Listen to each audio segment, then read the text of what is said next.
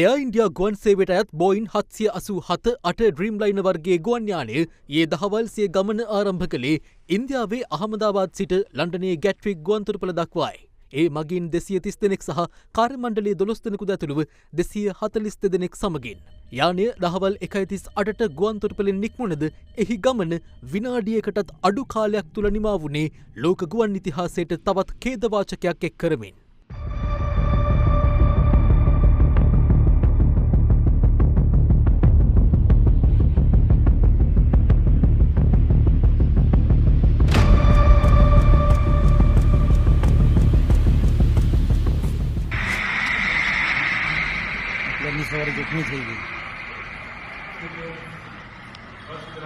යානය ගුවන්තොටුපළ අසල පිහිටි බීජේ වෛද්‍ය විද්‍යාලයේ නිවාසිකාගාර ගොඩනැගිල්ලකට කඩා වැටි පිපිරීමට ලක් වුණේ මෙලෙසින්.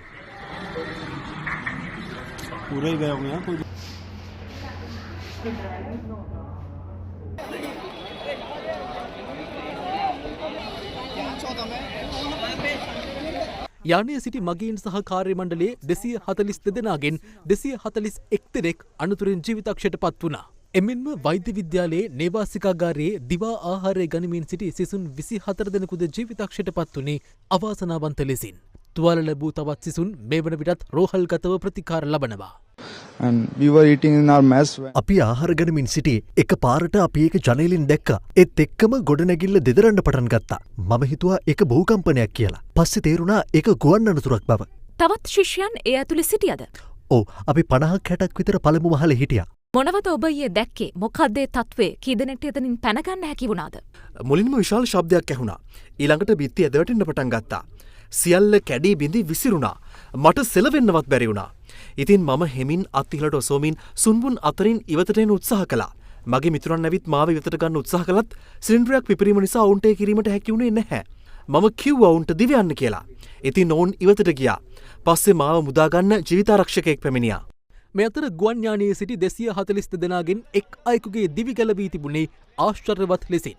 ඒ ඉන්දිය සම්භවයක් ඇති බ්‍රිතාන්‍ය ජාතිකයෙකු වන විශ්වාස් කුමාර් රමේෂ් නමැත්තායි. මෙතරම් දරුණු ගුවන් අනතුරකට ලක්ව සුළු තුවාල ලබා ඔහු මෙලෙස ඇවිදගෙන ගිය දසුන දුටුවන් විස්මයට පත් කළා. රමේෂ්ගේ දිවි ගලවා ගැනීමට සමත් වුවද එම ගුවන් යානයේම සිටි ඔහුගේ සොයුරා අනතුරින් ජීවිතක්ෂයට පත්ව තිබෙනවා. මේ රමේෂ් සහ සොහයුරා එක්සත් රාජධානියට පැමිණීම අපේක්ෂාවෙන් සිටි ඔවුන්ගේ ඥාති සොයුරෙක් එහි සිට පළ කළ අදහස්. Even though we survived, yeah, it's a miracle. Like, we're still worried about our other brother, my other brother. When he was on the runway, my dad called him and Vishwa said, "Oh, we're going to take off soon." And then literally like 2 minutes later, he video called my dad. As he crashed, he said, "Oh, our plane's crashed. I don't know where my brother is. I don't see any other passengers. I don't know how I'm alive, how I exited the plane." Ramesh මෙම ගුවන් යානයේ අසුන්ගෙන තිබුණේ 11A දරන අසුනේ. ඉන්දිය මාධ්‍ය පවසන ආකාරයට මෙම ගුවන් යානයේ ආසන සැකස්ම අනුව රමේෂ්ගේ ආසනය පිහිටා තිබුණේ ව්‍යාපාරික පන්තියේ ආසනවලට පිටුපසින්. එනම් ඉකොනොමි ක්ලාස් හෙවත් පාරිභෝගික පන්තියේ අසුන් කොටසේ පළමු පේළියේ කවුළු අසල. එමෙන්ම හදිසි පිටවීමේ දොරටුව ආසන්නේ. මුලින් ඔහු පවසා තිබුණා තමන් හදිසි පිටවීමේ දොරටුවෙන් පිටතට පැන්න බව. ඒත් ඒ නිශ්චිත මතකයකින් නෙවෙයි. ඒ වගේම ගුවන් යානයේ ගැටීමේදී හදිසි දොරටුව ගැලවී මොහු ඉවතට විසිවී ජීවිතය බේරුණාද යන්න විදේශ මාධ්‍යවල පළ වූ අදහසක්. නමුත් හදිසි පිටවීමේ දොරටුව අසල අනෙක් මගීන්ට එලෙස ජීවිතය බේරා ගැනීමට හැකි වී නැහැ. ගුවන් විශේෂඥයින් පවසන්නේ මෙතරම් දරුණු ගුවන් අනතුරකින් දිවි ගැලවීම ආශ්චර්යයක් බවයි. ඒ අනුව ගුවන් අනතුරු වලින් දිවි බේරාගත් එකම එක පුද්ගලයා වීමේ ඊටාම විරල නම් ලයිස්තුවට රමේෂ් එක් වනවා. ලොවක් විස්මයට පත් කරමින් දිවි ගැලවුණු රමේෂ් සිය ත්‍රාසජනක අත්දැකීම ඉන්දිය මාධ්‍ය වෙත අද විස්තර කළේ මෙලෙසින්. The lone survivor who miraculously survived this. මේ මාරාන්තික ගුවන් අනතුරින් විස්මිත ලෙස දිවි ගලවාගත් එකම පුද්ගලයා දැන් අප සමග සිටිනවා. මොකක්ද ඊයේ ඇතිවුණු තත්වය? ඔබට විස්තර කරන්න පුළුවන්ද? මට ඒක විස්තර කරන්න බෑ. ඒත් ඒ හැමදේම උනේ මගේ ඇස් ඉදිරිපිට. මට බෑ ඇත්තට මේක විස්තර කරන්න. කොහොමද ඔබ ඉන් පැනගත්තේ? ඒක නිකන්ම ඔබ හදිසි පිටවීමේ දොරටුව විවෘත කළාද? නැහැ. හදිසි පිටවීමේ දොරටුව කැඩිලා තිබුණේ. මගේ අසුන කැඩිලා තිබුණා. මම දැක්ක පොඩි අවකාශයක්. එතනින් මම එළියට එන්න උත්සාහ කළා. එහෙමයි ඒක උනේ. ඔබ යානයෙන් පිට වෙන්න කලින් එය ගිනි ගත්තද? ඔව් එතකොට පොඩි ගින්නක් තිබුණේ. නමුත් මම එළියට ගියාට පස්සේ ඒක පිපිරලා ගිනි ගත්තා. කවුරු හරි උදව් කළාද ඔබ තනිවම යානයෙන් එළියට ආවහම? ඔබ කොහොමද ගුවන් යානයෙන් පැන්නේ? මම පැන්නේ නැහැ. මම නිකම්ම එළියට ඇවිදගෙන ගියා. එතකොට ගිලන් රථයක් ආවා. ඔබ ගොඩනැගිල්ලෙන් පිටතට ආවද? නැහැ. එහි බිම සිටියේ ගුවන් යානයේ වැටුණු තැන. ඔබට දැන් සොයක් දැනෙනවද? ඔව්. බෙවිදිහට මේ අනතුරින් බේරීම ගැන ඔබට මොනවද හිතෙන්නේ? මට එක විස්තර කරන්න බැරි තරම් ඒක ආශ්චර්යයක්. මෙතර අනතුරෙන් මියගේ පිරිස් හඳුනා ගැනීම සඳහා ඔවුන්ගේ ඥාතීන්ගෙන් DNA සාම්පල ලබා ගැනීම මේ වන විට සිදුවනවා. අහමදාබාද් පොලිස් ප්‍රධානියා සඳහන් කළේ මේගේ පිරිස අතර ගුවන් යානයේ සිටි අය මෙන්ම වෛද්‍ය විද්‍යාලයේ සිසුන්ද සිටින නිසා මරණ සංඛ්‍යාව තවමත් නිල වශයෙන් පැවසිය නොහැකි බවයි. යානය අනතුරට ලක් වූ පරිශ්‍රයේ සුන්බුන් ඉවත් කිරීම තවමත් ක්‍රියාත්මක අතර යානයේ එක් කළු පෙට්ටියක් මේ වන විට සොයාගෙන නැතැයි ඉන්දිය මාධ්‍ය පවසනවා. එය අනුව යානයේ පක්ෂීන් ගැටීමක් සිදුවීද වෙනත් කාර්මික දෝෂයක් හෝ නියමුවාගේ අත්වැරැද්දක් නිසා අනතුර සිදු වූවාදැයි නිශ්චිතව අනාවරණ කරගත හැකි වනු ඇති. එයා ඉන්ඩියා ගුවන් සමාගම අයත් ටාටා සමූහය අනතුරට පත් වූ අයගේ පවුල් වෙත ඉන්දිය රුපියල් කෝටිය බැගින් වන්දි ලබා දීමට තීරණය කර තිබෙනවා. මෙතර ඉන්දියා අග්‍රාමාත්‍ය නරේන්ද්‍ර මෝදි ගුවන් අනතුර සිදු වූ ස්ථානයට අද පැමිණියා. අග්‍රාමාත්‍යවරයා සමග ගුජරාට් ප්‍රධාන අමාත්‍යවරයා ඇතුළු නිලධාරීන් පිරිසක්ද එම අවස්ථාවට එක්ව සිටියා.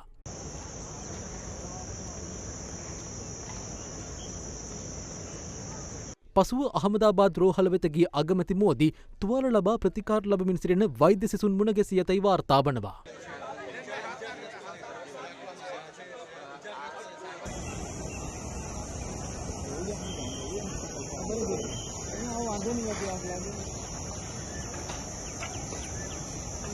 එමෙන්ම අග්‍රාමාත්‍යවරයා ගුවන් අනතුරින් දිවි ගලවාගත් රමේෂ්ගේ ස්වදුක් විමසුවේ මෙලෙසින්.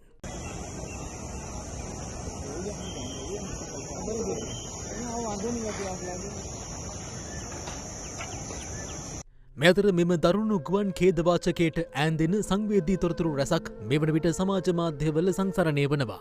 මේ එක් නිමේෂයකින් සියලු සිහින දැවී අලුවී ගිය සොඳුරු කැදැල්ලක්. වෛද්‍ය කෝමී ව්‍යාස් සිය සැමියා සමග මේ පෙනී සිටින්නේ සිය අවසන් ඡායාරූපයට බව ඔවුන් සහ පසක සිට සිනහවෙන මේ දරුවන්ද දැන සිටියේ නැහැ. එංගලන්තයේ වෛද්‍යවරයෙකු ලෙස සේවය කරන සිය සැමියා සමග වෛද්‍ය ව්‍යාස් සහ දරු දෙදෙනා මේ පිටත් වන්නේ එක්සත් රාජධානිය තුළ සිය නව ජීවිතය ආරම්භ කිරීම සඳහායි. ඔවුන් වරක් ශ්‍රී ලංකාවටද සංචාරයක් සඳහා පැමිණ තිබූ අතර ඓතිහාසික ශ්‍රී දළදා මාලිගා පරිශ්‍රයේදී ලබාගත් මෙම සේයාරුව මේ වන විට ලෝකයේම අවධානය දිනාගෙන තිබෙනවා. පොඩි අය දෙන්න පිරිමි ළමයි දෙන දෙන්න නියුන්නු. ඒ දෙන්න මා එක්කම තමයි හැම වෙලේම හිටියේ හැමතිස්සෙම. හරි හොඳ මිනිස්සු ගතිගුණ මාර හොඳයි. ඇවිල්ලා ඊට පස්සේ එයාපෝට් එකෙන් යනකොටත් මගේ වාහනේ ඉඹලා මගේ අත් දෙකත් ඉඹලා මාව බදාගෙන අඬලා මේ අවුරුද්ද ඒගොල්ලන්ගේ ඇත්තටම ප්ලෑන් එකක් තිබ්බ දෙසැම්බර් මාසේ ආපහු වෙන්න ෆැමිලි එකත් එක්ක. මොකද එමෙන්ම දෛවය ජීවිතයට ලබා දෙන ඇතැම් අවස්ථා කෙතරම් වාසනාවන්තදයි හැඟෙන සිදුවීමක්ද මෙහිදී වාර්තා වුණා. ඒ ගුවන්තොටුපළට පැමිණීමට මිනිත්තු 10ක් ප්‍රමාද වී ගුවන් යානය මගහැරුණු නිසා දිවි සුරකුණු කාන්තාවගේ කතාවයි. සිය සැමියා සහ දරුවා සමග එංගලන්තයේ ජීවත් වන ඇය නමින් භූමි චෞහාන්. දෙවසරකට පසු නිවාඩුවකට ඉන්දියාවට පැමිණ මව්පියන් බැහැදුටු ඇය යළි එංගලන්තේ බලා පිටත්වීමට ඊයේ ගුවන්තොටුපළට ගොස් තිබෙනවා. නමුත් අහමදාබාද්හි පැවති දැඩි රථවාහන තදබදය නිසා ඇය ගුවන්තොටුපළට පැමිණෙන්නේ විනාඩි 10ක් ප්‍රමාදවයි. ගුවන් යානයට ගොඩවීමේ අවස්ථාව අහිමි වුණු ඇය යළි ගුවන්තොටුපළෙන් පිටතට යන්නට සූදානම් වෙද්දී මෙම අනතුර ගැන අසන්නට ලැබී තිබෙනවා. myself Bhumi Chauhan. මම භූමි චෞහාන්. මම ගුවන්තොටුපළට එනකොට 1:30 විතර වෙලා. ගුවන් ගමනට එකතු වෙන පමා වැඩි. අනතුර ගැන දැනගත්තම මගේ මුළු ඇඟම හිරි වැටුණා වගේ.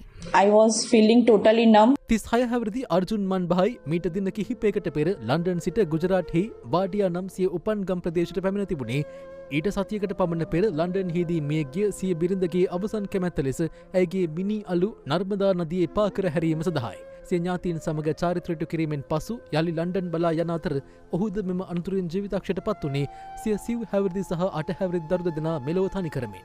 මෙම යානයේ ප්‍රධාන නියමුවා මීට දින 3කට පෙර සිය 80 වී ඇති රෝගී පියාට පොරොන්දු වී තිබුණේ ඔහුව රැකබලා ගැනීම සඳහා තමන් ළඟදීම ගුවන් නියමු රැකියාවෙන් ඉවත් වන බවයි. 20 හැවිරිදි රුද්‍රාද සිය පාසල් අධ්‍යාපනය නිම කිරීමෙන් පසු වැඩිදුර අධ්‍යාපනය සඳහා එංගලන්තය වෙත යමින් සිටියේදී මෙම අනතුරින් මිය ගියා. ඔහු මීට පෙර ඉල්ලුම් කර තිබූ කැනඩා වීසා නොලැබීමෙන් පසු ඔහු එංගලන්තයේ ශිෂ්‍ය වීසා සඳහා අයදුම් කර එම වීසා ලබාගෙන තිබුණා. ගුජරාට් ප්‍රාන්තයේ හිටපු මහඇමති විජයි රූපානිද මෙම අනතුරින් මිය ගියේ එම යානයේ ව්‍යාපාරික පන්තියේ ගමන් කරමින් සිටියේදී. මෑතකදී විවාහ ගෙවසගත් දැනට එංගලන්තයේ අධ්‍යාපනය ලබන ඉන්දිය යුවලක්ද මෙම යානයේ ගමන් කරමින් සිටියදී මිය ගියා. ඉන්දියාවේ මධ්‍ය ප්‍රදේශ ප්‍රාන්තයේ පදිංචි කාන්තාවක්ද සිය සැමියාගේ උපන්දිනය සැමරීම සඳහා ලන්ඩන් වෙත යමින් සිටියදී මෙම අනතුරින් ජීවිතක්ෂයට පත් වුණා.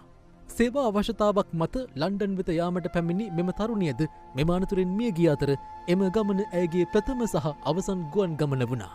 මෑතකදී විවාහ දිවියට පත් සිය දියණිය ලන්ඩන් වෙත පිටත් යාමට පෙර ඇය සමග ගුවන් තොටුපළේදී ගත් මෙම ඡායාරූපය ඇගේ පියා සමාජ මාධ්‍යයට මුදා හැර තිබුණේ අනතුරට පත් යානය ගුවන් ගතවීමටත් පෙරයි.